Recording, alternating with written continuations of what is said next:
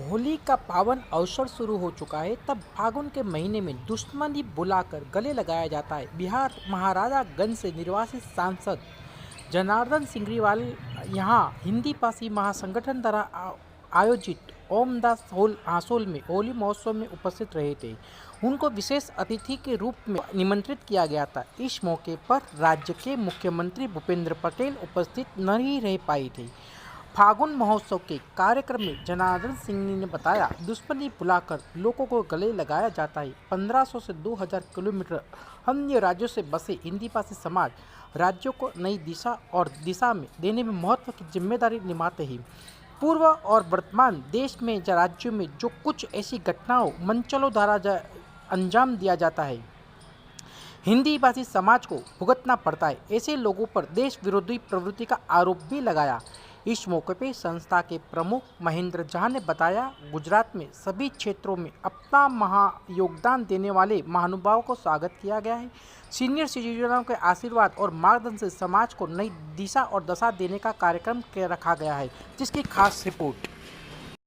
फागुन महोत्सव गुजरात की धरती पे, और आपने जिस तरह का धरती से अपने पुराने आपकी मेमोरी याद करा क्या है? देखिए, यह फागुन का महीना चल रहा है और 2 दिन बाद होली का दिन भी निश्चित मने है, तय है 8 मार्च। फागुन का महीना वास्तव में सबको जोड़ने का। हम फगुआ में छोटे छोटे बैर भाव को भुला करके एक दूसरे से गले मिलते हैं। यह भाव हिंदी भाषी महासंघ के लोगों ने जो स्थापित किया है, रखा है कि हम एक दूसरे को जोड़ने के लिए यह संगठन हमने बनाया है। एक दूसरे के साथ मिलकर करके समाज को मजबूती कैसे प्रदान करें, यह संगठन बनाया है। और इस अवसर पर इन्होंने फागुन महोत्सव जो रखा है, उसका संदेश यही देता है।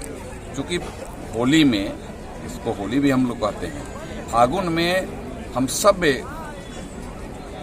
से अगर कहीं बोलचाल भी नहीं रहता है, आना जाना भी नहीं रहता है, केस मुकदमा भी अगर रहता है, तो सबको हम रंग और गुलाल अबीर जो है ना, वो सबको खत्म करता है, सबको भुला देता है। जहाँ बरसों तक आना जाना नहीं, वहाँ हम जाते हैं और उन भाई से मिलते हैं, तो पुरानी दुश्मन समाप्त होती है और नया एक इतिहास एक साथ चलने का शुरू हो जाता है। और प्रधानमंत्री जी का वसुधैव कुटुंबकम, प्रधानमंत्री जी का तो वसुधा को एक साथ एक भाई के जैसा मानने का उनका संकल्प है। मुख्यमंत्री रहते हुए प्रधानमंत्री नरेंद्र मोदी के आपने आपके आरएसएस से जुड़े कुछ संबंध आपके साझा करे, कुछ वो उस बारे में बताइए। और दूसरा, आपने इसी में एक दूसरा सवाल भी है कि हिंदी लैंग्वेज को लेकर, हिंदी भाषी समाज को लेकर गुजरात की धरती से किस तरह गले लगने की बात के, वो पूरा बताइए सर। देखिए, हिंदी विश्व सम्मेलन अभी 15, 16, 17 को फिजी में हुआ था, जो यहाँ से 22,000 किलोमीटर दूर है दिल्ली से, और वहाँ आयोजित था। और हमें लगता है कि उसके आयोजन के मुख्य रूप से डायरेक्ट निदेशक के देश के यशस्वी प्रधानमंत्री, दुनिया के 50 देश से बड़े बड़े वहाँ से लोग, वहाँ के अधिकारी पदाधिकारी और हिंदी जानने वाला, हिंदी को प्रचारित करने वाले लोग वहाँ से आए थे। और यहाँ उसका नेतृत्व और अध्यक्षता भारत कर रहा था।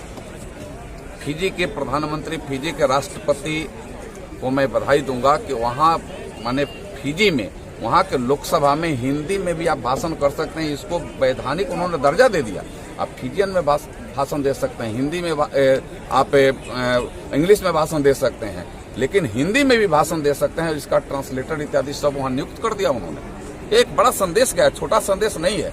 और इसका मतलब यही है कि जिस तरीका से हमने इस पूरे दुनिया में भारत के उस भाव को, भारत के उस दृष्टि को, जो योगा के रूप में है, आज दुनिया अपना रही है स्वस्थ रहने का, हम हिंदी के माध्यम से दुनिया को जोड़ने की बात कर रहे हैं। जहाँ हिंदी होगा, हिंदी भाषी होंगे, हिंदी के जानकार होंगे। हिंदी एक ऐसी सरस और ऐसी सरल भाषा है कि जो दूसरे को अट्रैक्ट करती है, जोड़ने का काम करती है। मैं किसी भाषा से इस कंपटीशन में नहीं करता हूँ। हर भाषा का अपने आप में महत्व है, हर भाषा का मैं सम्मान करता हूँ। लेकिन हिंदी चूंकि दुनिया और देश की भाषा है और दुनिया की भाषा बने, यह भारत प्रयास कर रहा है। भारत के यशस्वी प्रधानमंत्री प्रयास कर रहे हैं। और उसी भाषा को हिंदी भाषी महासम्मेलन आज गुजरात में आयोजित था। हमें लगता है कि हम सब के लिए, गुजरात वासियों के लिए, हम सब वासियों के लिए गर्व की बात है। और यह गुजरात का संदेश भी प्रधानमंत्री के भाव उनके सम्मान और उनका जो दृष्टि है सबका साथ, सबका विकास, सबका विश्वास और प्रयास, उसमें यह हिंदी भाषी महासम्मेलन उसमें एक मील का पत्थर साबित सर, तमिलनाडु जैसे स्टेट ने हिंदी लैंग्वेज का जो एक विरोध भी किया था, एक लेटर भी लिखा था। ये हमें लगता है कि गलत है। हिंदी का हम विरोध कर नहीं सकते हैं। संविधान जब भारत का आप संविधान जब पढ़ेंगे, भारत का संविधान जब देखेंगे, कभी मौका आपको मिले तो आप उसमें देखेंगे भगवान राम का साक्षात उसमें दर्शन है। भगवान राम के द्वारा, इसका मतलब नहीं है कि हम दूसरे समाज के लोगों का, दूसरे धर्म के लोगों का हम विरोधी हैं, लेकिन अपना संविधान ही वैसा है। यानी संविधान के विरुद्ध जो लोग विरोध कर रहे हैं गलत है, वो भारत विरोधी हैं। भारत विरोधी हैं। अच्छा, ये जो घटना अभी जो तमिलनाडु में जो घटना घटी बिहार के, वो भारत विरोधी है। वो बिहार के साथ नहीं कर रहे हैं, वो भारत के साथ कर रहे हैं। बिहार को सिर्फ मैं अलग नहीं कर रहा हूँ इसमें, लेकिन ऐसे जो भी भारत में अगर कोई कर रहा है, कोई भी भारत भर में, चाहे तमिलनाडु की घटना हो, चाहे महाराष्ट्र की घटना हो, वह लोग भारत विरोधी हैं। वह लोग समाज को जोड़ने वाले नहीं, समाज को तोड़ने वाले हैं। हम इस देश को मजबूत तब कर सकते हैं जब हम एकजुट होकर के रहें। हम आपस में अगर अलग अलग रहेंगे तो देश को मजबूत नहीं कर सकते हैं। और ऐसा ही अंग्रेजों ने हमारे ऊपर बरसों तक शासन किया, यहाँ हमें तोड़ करके ही। तो ये अंगली काटने वाली घटना को किस तरह देख रहे हो आप? गलत है, ये गलत है। उसके मैं नीतीश कुमार ने उसमें कठोर शब्दों से भर्त्सना करता हूँ ऐसे करने वाले। मैंने कहा कि मनचले कुछ लोग होंगे, वहाँ राज्य और सत्ता का भी कोई दोष नहीं है, मनचले, लेकिन वहाँ के सत्ता को भी इस पर कठोर कार्रवाई कर ऐसे मनचले लोगों पर एक ऐसा कठोर कार्रवाई करे कि दूसरे को वह काम करने के लिए हमें लगता है कि उसका रूह कांप जाए। अच्छा, एक महत्व का प्रश्न है कि यहाँ पे केशव डिप्टी सीएम उत्तर प्रदेश के आए थे और उन्होंने यहाँ पे हिंदी भाषी समाज को जो कुछ तकलीफ हो, प्रताड़ना हो, तो उसके लिए एक हेल्पलाइन नंबर जारी किया था। तो ये हेल्पलाइन नंबर मैं समझता हूँ कि इसकी जरूरत नहीं है। गुजरात में मैं परंपरागत कहता हूँ, गुजरात में परंपरागत कुछ लोगों को भागना भी पड़ा था कुछ साल पहले भी। सर, आज आप जब आदरणीय देश के यशस्वी प्रधानमंत्री जी यहाँ के मुख्यमंत्री के रूप में थे, कुछ बातें आई थी, उन्होंने कहा था कि नहीं, हम राष्ट्र के कल्याण के लिए, राष्ट्र के निर्माण के लिए हम जाति, धर्म और भाषा में नहीं बंट सकते हैं। हमें राष्ट्र के कल्याण के लिए हमें एक साथ जुड़ना पड़ेगा, एक आधार पर मजबूती से हमें आगे बढ़ना पड़ेगा, तब हम राष्ट्र के कल्याण और राष्ट्र को ऊंचाई तक ले जा सकते हैं। यह भाव हमें होना चाहिए। हाँ, बिल्कुल।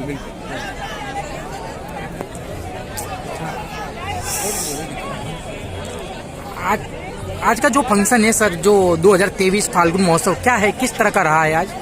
हिंदी भाषी महासंघ हर साल वो फाल्गुन महोत्सव मनाती है। इस साल 2 साल कोरोना का जो समय बीता है, उसके बाद ये तीसरा साल हमने फंक्शन का बढ़िया आयोजन किया था, जिसे माननीय मुख्यमंत्री जी को बुलाया था। हम हर साल पहले फंक्शन का आयोजन करते थे और अपने जो बड़े बुजुर्ग हैं उनका सम्मान करते हैं। होली महोत्सव ऐसा होता है कि उत्तर भारत के लिए नया वर्ष शुरू होता है, बसंत ऋतु चालू रहता है, लोग रंग के साथ खेलते हैं, गाना बजाना करते हैं, अपने परिवार के मुखिया का सम्मान करते हैं, उनसे आशीर्वाद लेते हैं। उसी तरह हम आज गुजरात के मुखिया माननीय मुख्यमंत्री जी हमारे उनको बुलाया था, परंतु किसी कारणवश वो राजकोट से आ ही नहीं पाए और अभी अर्जेंट निकल के वो राजभवन जाएंगे कुछ, इसीलिए वो नहीं आ पाए हैं। लेकिन हमारा कार्यक्रम बहुत अच्छा रहा, हमने सम्मान किया, 2 संत आए, मेंबर ऑफ पार्लियामेंट जी आए, इतनी पब्लिक आई, हमारा समारोह बहुत अच्छा रहा और अब अगले साल की प्रतीक्षा। अच्छा, गुजरात से टोटल कितने लोगों को यहाँ इनवाइट किया है? तो जो बड़े गुजरात में 1500 लोगों को, जो हमारे हिंदी भाषी महासंघ के मेंबर है, उनको हमने बुलाया था और पूरे 1500 लोग आए हैं और पूरा सब एंजॉय किए हैं 3 घंटा।